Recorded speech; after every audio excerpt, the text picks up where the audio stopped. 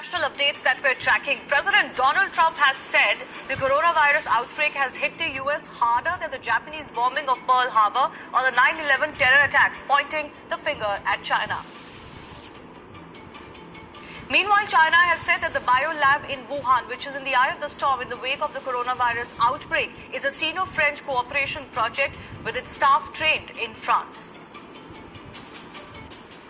Bangladesh allowed prayer congregations in mosques as the government eased some of the lockdown restrictions.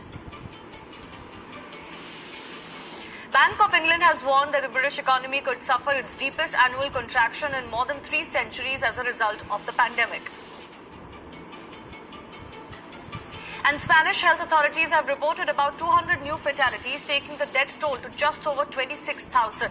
The death toll spike was 900 a day a month ago. Let's get you more of that statement made by US President Donald Trump, comparing the corona pandemic and claiming it to be worse for America than Pearl Harbor or 9/11 terror attack. He made these remarks as he announced his plan to open up the US economy. Over 12 lakh COVID cases in America, and the President of the United States, Donald Trump, is shifting his focus back to reopen the economy. This move comes despite his admission and knowledge of the magnanimity of the pandemic. I will say that from an economic standpoint, I think next year is going to be a very big year. There's tremendous demand. You see it with the stock market, where the stock market's at 24,000 and we went through the worst attack we've ever had on our country. This is really the worst attack we've ever had.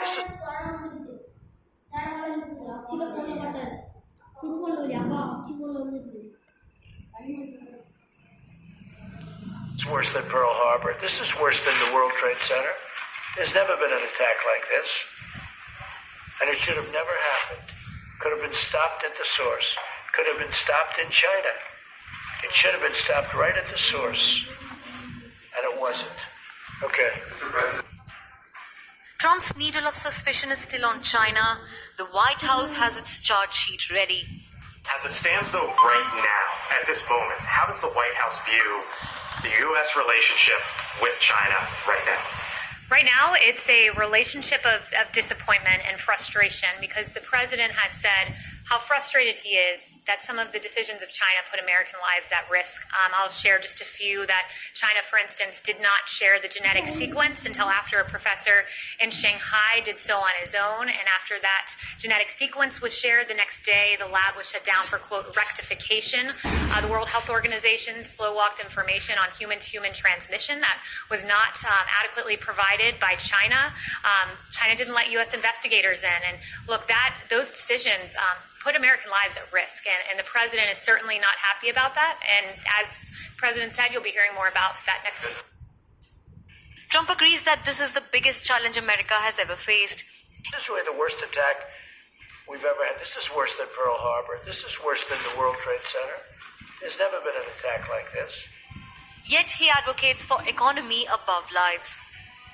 Yes, will some people be affected? Yes. Will some people be affected badly? Yes. But we have to get our country open, and we have to get it open soon. Will Trump have to pay a heavy price for this gamble? Bureau Report, Republic TV.